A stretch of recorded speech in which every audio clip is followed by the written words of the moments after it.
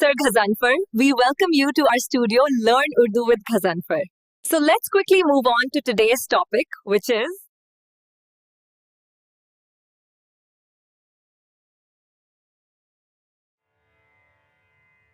शेर नंबर 5 ہے کہ ہم کسی راہ سے واقف نہیں جو نور نظر. ہم کسی راہ سے واقف نہیں جو نور نظر. رہنما تو ہی تو ہوتا ہے جدھر جاتے ہی. مشکل الفاظ کے معنی: راہ، راستہ، واقف، جاننے والا، نور نظر، آنکھوں کی روشنی، رہنما، راہ دکھانے والا. اس کا آسان مفہوم ہے کہ ہم اپنی زندگی کے راستوں کو پہچاننے سے قاصر ہیں. جیسے آنکھ کی روشنی خود راستے کی پہچان نہیں رکھتی، اسی طرح تم ہی اصل رہنما ہو. یعنی کہ اس شعر میں شاعر کا جو شعری مرکزی خیال ہے وہ رہنمائی اور قیادت کے حوالے سے ہے.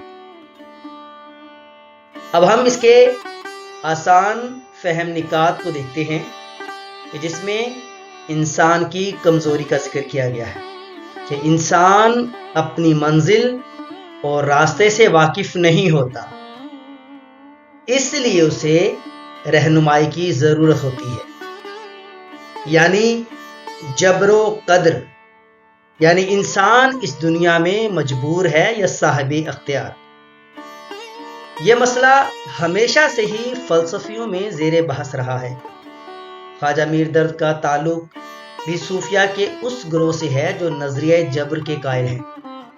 اگر صوفیہ کے نظریہ جبر کو سامنے رکھا جائے تو پھر اس شعر کی یوں وضاحت ہوگی کہ انسان اپنی مرضی سے کوئی بھی راستہ منتخب نہیں کر سکتا. اللہ جو کچھ انسان کو بنانا چاہتا ہے وہ وہی کچھ بنتا جاتا ہے. اس میں انسان کی اپنی مرضی کا کوئی عمل دخل نہیں ہوتا. کسی شاعر نے کیا خوب کہا: ناحق ہم مجبوروں پہ تہمت ہے مختاری کی. ناحق ہم مجبوروں پر یہ تہمت ہے مختاری کی. جو چاہے سو آپ کرے ہے ہم کو ابس بدنام کیا.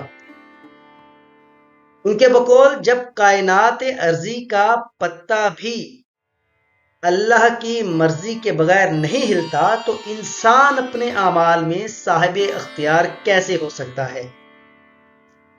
اس کی دوسری سلائیڈ دیکھتے ہیں. رہنما کی ضرورت. زندگی کے سفر میں رہنما کا کردار بنیادی ہے.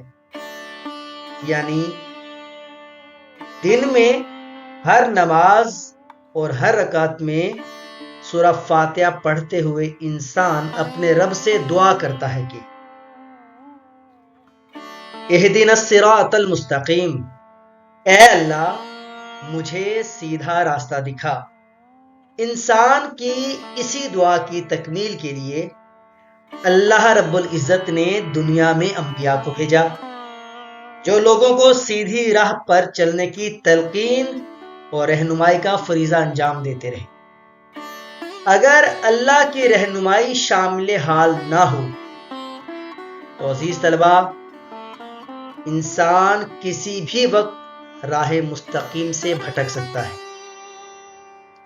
اس کی اگلی سلائیڈ ہے نور نظر کی تشبیہ.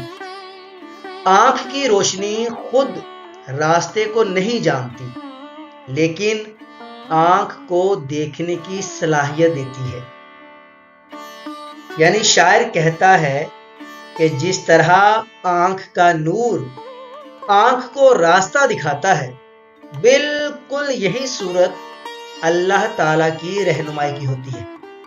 یعنی اس میں اللہ تعالیٰ کی رہنمائی کو نور نظر سے تشبیہ دی گئی ہے کہ وہ رب آپ کو بصیرت کی آنکھ عطا کر دیتا ہے کہ جس سے نیکی اور بدی، اچھائی اور برائی میں فرق جان سکتا ہے.